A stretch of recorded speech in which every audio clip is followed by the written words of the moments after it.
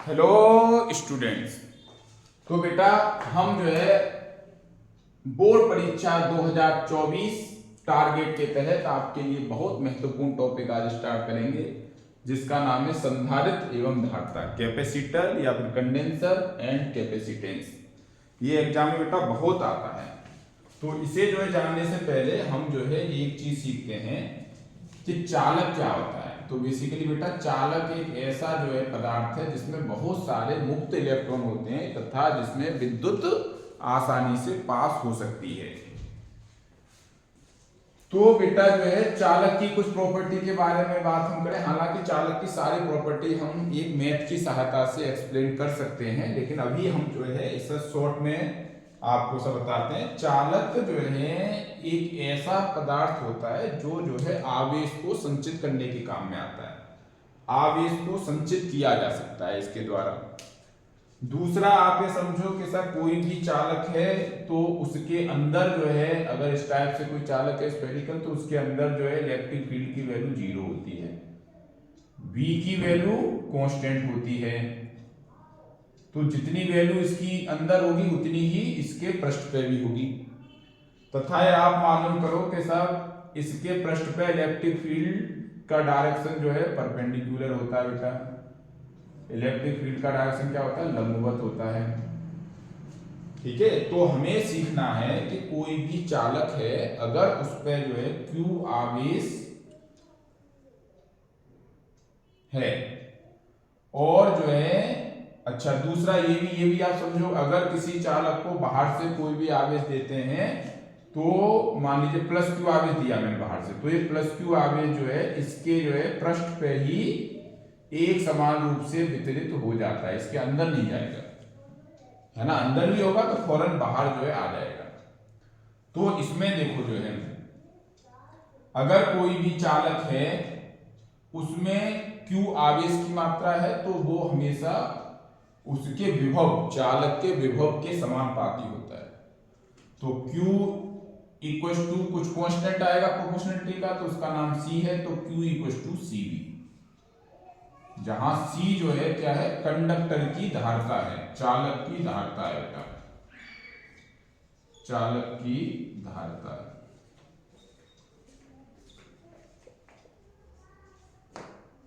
तो C का value क्या हो गया? Q ओवर V, मतलब उस पर कितना आवेश है और उसके विभव का जो है अनुपात होता है। तो यहां से C का जो है, तो जो है ये C जो है C का मात्रक क्या आ जाएगा? SI मात्रक, SI कूलाम। ऐसे C से आप जो है कंफ्यूज मत होइए, इसे बोलता हूं कूलाम पर वोल्ट, कूलाम बट्टे वोल्ट। और in the honour of great physicist Faraday साहब, इसका नाम क्या है? फेरड। इसे दिखाते हैं कैपिटल F से।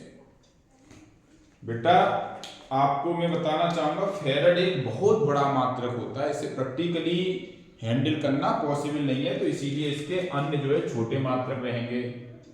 अन्य छोटे मात्रक बताओ, आ रहा है कि नहीं समझ में? 1 मिली फेरड, तो उसे फेरड में चेंज करने 10⁻³ farad. 1 micro farad 10⁻⁶ farad. 1 nano farad 10⁻⁹ farad. 1 pico farad PF 10⁻12 farad. इस प्रकार से मल्टीप्लाई करके हम उसे SI मात्रक में चेंज करेंगे। है ये कूलाम पर वोल्ट ही, उसे ही हमने फेरड कहा। तो हमने देखा किसी चालक की धारिता का मतलब यह है कि उसमें जो है किसी आवेश को संचित करने की क्षमता। तो किसी चालक में आवेश को संचित करने की क्षमता को ही उसकी धारिता कहते हैं। तो बेटा अगर मुझे किसी चालक की धारिता को बढ़ाना है तो उसका साइज जो है बढ़ाना पड़ेगा। यहां एक बात और आप समझो बेटा, C का वैल्यू जो है Q और V पर निर्भर नहीं करता है। C का वैल्यू क्या है? C का मान बेटा ये बहुत ही इंपॉर्टेंट नोट है। C का मान Q, कैपिटल Q माना Q एवं V पर निर्भर नहीं करता, पर निर्भर नहीं करता। नहीं करता है। तो ये किस पे करता है निर्भर? किसी चालक के आकार पर निर्भर करता है। तो चालक का आकार हमें ज्यादा करना पड़ेगा, तब जो है आपका कैपेसिटी बढ़ेगा, धारिता चालक की ज्यादा होगी। लेकिन हम चालक का साइज जो हद से ज्यादा थोड़ी नहीं कर सकते, तो इसमें जो है डिफिकल्टी आती है। तो हमें एक ऐसी युक्ति चाहिए जिसमें हम किसी जो है चालक का जो है साइज बढ़ाए बिना जो है, उस युक्ति का साइज बढ़ाए बिना ही हम जो है चालक से भी ज्यादा आवेश उसमें स्टोर कर सकें। तो उस जो युक्ति का नाम है बेटा संधारित्र। संधारित्र का काम क्या है? संधारित्र का काम अधिक से अधिक आवेश स्टोर करना है। आवेश स्टोर करने का मतलब विद्युत ऊर्जा को संचित करना है, या विद्युत स्थितिज ऊर्जा को संचित करना है। तो अब जो है बेसिकली पूछते हैं कि सर संधारित्र क्या होता है? तो बेटा संधारित्र को क्या है? संधारित्र एक इस प्रकार की व्यवस्था है, दो जो है चालक हैं इसमें जो है, दो जो प्लेट हैं जिनमें एक में प्लस क्यू आवेश, एक में माइनस क्यू। कहने का मतलब दोनों के बीच में जो है समान आवेश रहेगा, लेकिन उनकी प्रकृति विपरीत रहेगी। अच्छा, इससे पहले मैं एक चीज और आपको बताऊं जो है, मान लीजिए कोई एक विलगित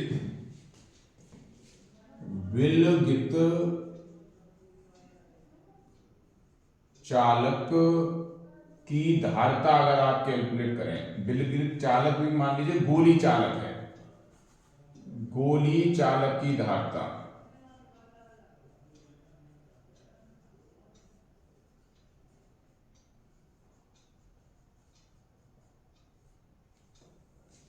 है ना। मान लीजिए ये कोई भी जो है विलगित का मतलब इसके आसपास कोई दूसरा आवेश नहीं है, ऐसा मतलब अकेला है, तन्हा, वो है विलगित। तो मान लीजिए इस पे जो है प्लस क्यू आवेश है, तो इसके साथ सरफेस पे जो है यूनिफॉर्मली स्टोर हो जाएगा। मान लीजिए इसकी वैल्यू जो है क्यू है। और मैंने कहा बेटा जो है गॉस के नियम में मैंने बताया था, किसी गोलीय पतले चालक में उसका आवेश उसके जो है केंद्र बिंदु पे कंसंट्रेटेड हुआ माना जाता है, क्योंकि मैग्नेटिक फील्ड क्या है, एक इसके संबंध परपेंडिकुलर होती है लंबन, तो इसके सेंटर पे जाएंगी। तो ये जो है आवेश से मालूम होता है कि इसके केंद्र पर संचित है। ठीक है बेटा। तो जो है मुझे इस जो है विलगित चालक की जो है गोली चालक की धारिता का सूत्र स्थापित करना है। तो बेटा देखो इसमें V का वैल्यू क्या होगा, 1/4 पाई एप्सिलॉन नॉट। अब इसके केंद्र से इसका दूरी मान लीजिए r है, तो Q ये सेंटर पे माना जाएगा, Q/r।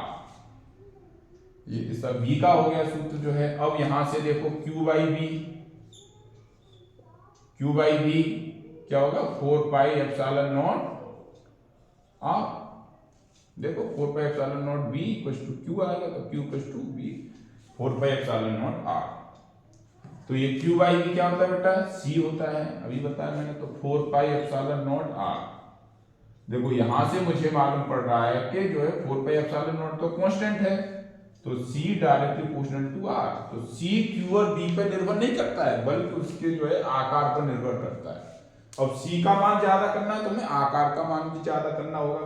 अब देखो यहां से ये आ सकता है कि अगर मान लीजिए C का वैल्यू में 1 फैराड रखें, तो उसकी त्रिज्या, इस गोली चालक की त्रिज्या कितनी रखनी चाहिए। अब देखिए तो बेटा रखो वहां पे जो है C का वैल्यू कितना हो गया, 1 = 4 पाई एप्सिलॉन नॉट R। अब R की वैल्यू कितनी होगी, 1/4 पाई एप्सिलॉन नॉट। इसकी वैल्यू कितनी होती है, 9 × 10⁹ मीटर। R की वैल्यू आ रही है बेटा 9 × 10⁹ इतने मीटर आ रही है बेटा। इसका क्या मीन्स है, अगर आप बात करो जो है पृथ्वी की त्रिज्या पृथ्वी की त्रिज्या की बात करो तो बेटा होती है 6.4 इंटू 10⁻6 मीटर। ये तो लगभग 1500 गुना ज्यादा है। 1500 गुना जो है इसका साइज जो है पृथ्वी की त्रिज्या से भी ज्यादा। भैया रखोगे कहां से, इतना ज्यादा है। तो इसीलिए 1 जोसेफ फेरेड बहुत बड़ा आवेश है। मैंने कहा था अभी थोड़ी देर पहले, इसे प्रैक्टिकली हैंडल नहीं कर सकते। और ये भी शेप जो है गोली शेप, क्या है, सबसे कम जो है क्षेत्रफल घेरने वाली शेप है, तब भी लगभग 1500 गुना जो है पृथ्वी की त्रिज्या से। इसीलिए बेटा 1 जोसेफ फेरेड जो है संभव नहीं है। तो अब हमें मालूम हो गया कि हमें जो है सी को बढ़ाने के लिए आर को ज्यादा करना पड़ेगा। कितना करोगे आप ज्यादा जो है, तो इसीलिए हमें एक ऐसा सा मतलब व्यवस्था चाहिए, ऐसा अरेंजमेंट चाहिए, ऐसी युक्ति चाहिए कि जिसमें बिना आकार को बढ़ाए ही इससे ज्यादा अधिक से अधिक आवेश स्टोर कर सकें। तो उस युक्ति का नाम है बेटा संधारित्र। तो अब बात करेंगे हम संधारित्र की।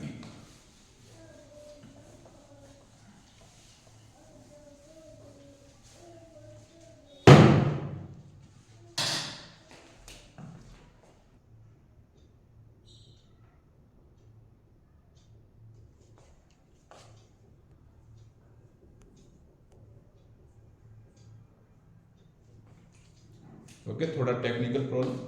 देखो बेटा, तो संधारित्र क्या है बेटा? संधारित्र जो है एक जो है दो प्लेट होती हैं बेसिकली।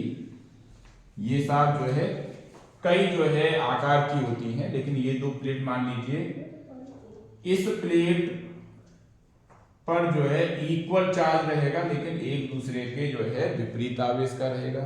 प्लस क्यू है, माइनस क्यू आवेश। इनके बीच में कोई भी माध्यम हो, माध्यम वायु भी हो सकता है, या कोई भी परावैद्युत माध्यम हो सकता है, और ये किसी माध्यम से एक दूसरे से दूर है। इस प्रकार की व्यवस्था को संधारित्र कहते हैं।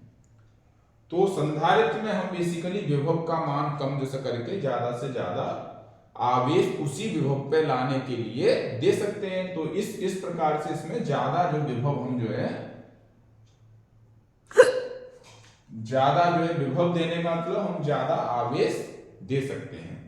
तो इसमें ज्यादा आवेश स्टोर कर सकते हैं। तो बेटा इसमें जो है आप ये सीखो, अगर इनकी प्लेट के बीच में विभवांतर V है, तो बेटा ये जो है प्लेट जो है के आकार के आधार पर संधारित्र को तीन जो है प्रकार से बांटा जा सकता है। पहला प्रकार, अगर प्लेटें जो है समांतर टाइप की हो तो उन्हें बोलते हैं समांतर प्लेट संधारित्र। यही एक संधारित्र आप लोगों के कोर्स में है। दूसरा होता है अगर गोली है, दोनों प्लेटें जो है गोला टाइप सी हैं, मतलब जो है स्फेरिकल है, तो उसे बोलते हैं गोलीय प्लेट संधारित्र। अगर बेलनाकार है तो बेलनाकार संधारित्र बोलते हैं, बेलनाकार संधारित्र। यही वाला एक आपके कोर्स में है। तो जो है मान लीजिए, तो यहां भी क्या रहेगा, क्यू बी के डायरेक्ट प्रोपोर्शनल रहेगा। तो Q equal to C into B. C को सब बोलेंगे संधारित्र की धारता, तो सी का वैल्यू क्या हो जाएगा, क्यू ओवर बी। तो फिर से वही सी का वैल्यू क्यू और बी पर निर्भर नहीं करेगा, बल्कि इसके शेप और साइज पर निर्भर करेगा। तो हम देखेंगे आगे कैसे कैसे शेप और साइज पर ना निर्भर करता है। तो जो है इसका मात्रक फिर से वही 1 है ना, फेरेड।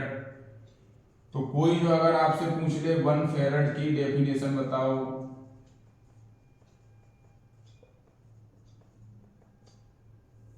तो क्या है, Q equal to 1 coulomb, V equal to 1 volt. अगर किसी संधारित्र का आवेश 1 कूलाम करने के लिए 1 वोल्ट की आवश्यकता हो रही है, तो वो संधारित्र की धारता 1 फेरेड कही जाएगी। इसको 1 रखो, इसको 1, सी का वैल्यू 1 आ जाएगा। ठीक है, अब बात करते हैं जो है, मान लीजिए पहले ही सीखो जो है इसका संकेत क्या होता है। संधारित्र का संकेत क्या होता है, ऐसे जो है दो प्लेट पैरेलल रखी, और ये साथ जैसा मतलब कनेक्शन के लिए कि यहां से जो कनेक्शन करना है। ठीक है, ये साथ मतलब ऑब्वियस है कि इस पे प्लस क्यू आवेश रहेगा, इस पे माइनस क्यू आवेश रहेगा। ये सब पहली प्लेट है, ये सब दूसरी प्लेट है, ये ऑब्वियसली चालक की है।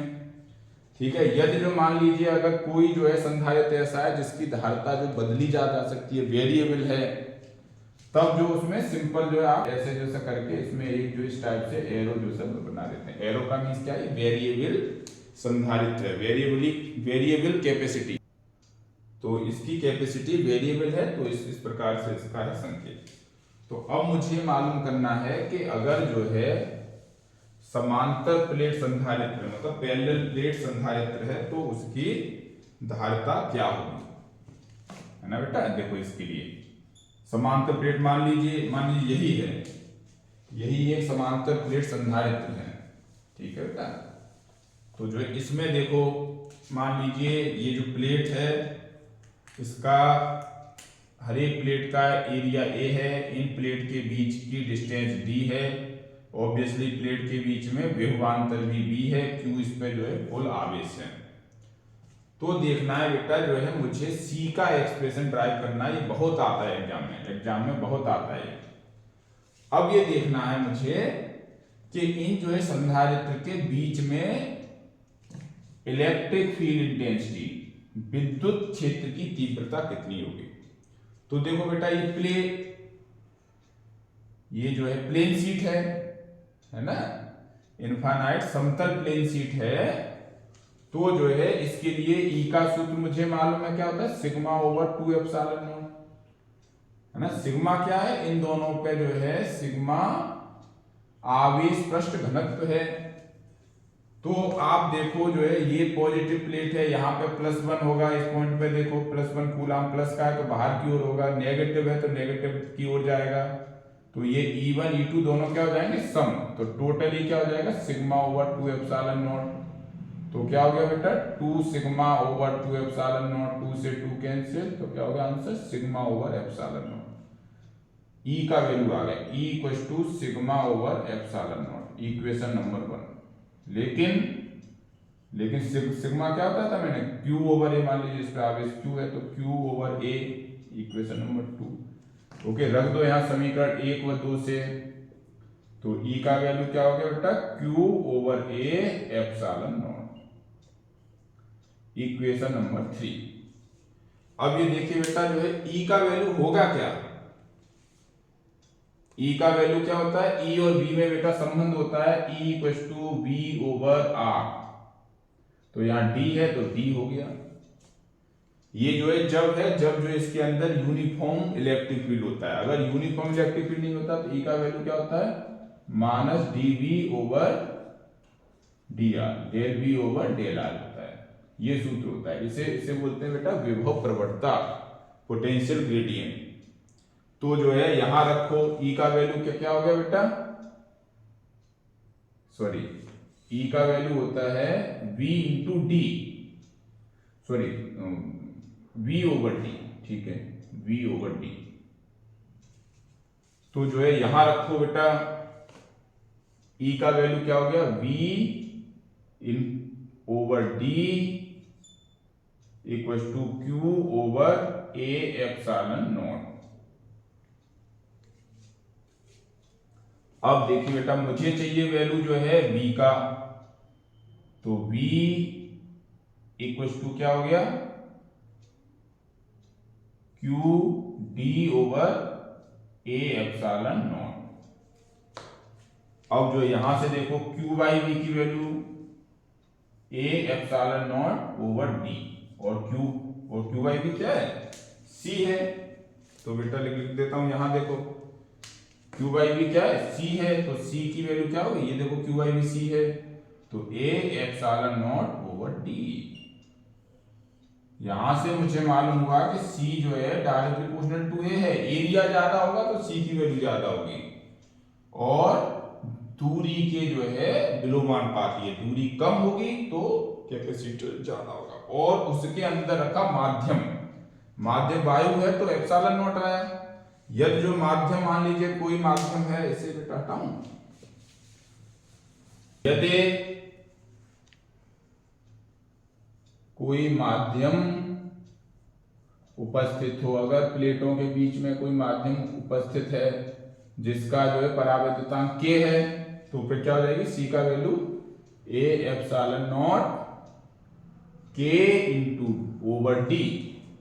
तो C इक्वल टू ये क्या होगा सी नॉट। सी नॉट मान लीजिए, सी नॉट का मतलब सिंपल ये है बेटा, जब कोई भी माध्यम उपस्थित नहीं है या माध्यम एयर है तो के, तो इसका मीन्स क्या है, के का वैल्यू हमेशा एक से रहेगा, ज्यादा रहेगा।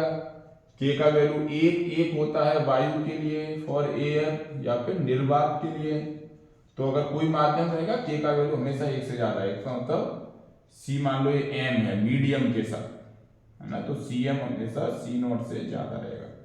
कहने का मीन्स है कि अगर किसी जो है संधारित्र की प्लेट के बीच में अगर कोई परावैद्युत माध्यम रख दिया जाए तो उसका जो है कैपेसिटी बढ़ जाता है। ये आपने बेटा यहाँ पे सीखा।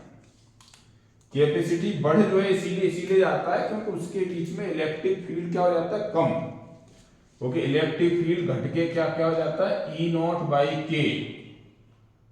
इसे भी आप रखो याद, इस पे बेस्ड है प्रॉब्लम जो है। तो यहां से के की कई डेफिनेशन आ गई। K equal to C M over C naught, यहाँ के का value E naught over E, ठीक है। तो जो है इस टाइप से बेटा जो है ये होता है। तो ये आपने बहुत ही महत्वपूर्ण कंसेप्ट सीखी और इस पे बेस्ड जो है प्रॉब्लम आती है। और जो है आपने सीखा के साथ कैपेसिटी क्या होती है, कैपेसिटेंस क्या होता है।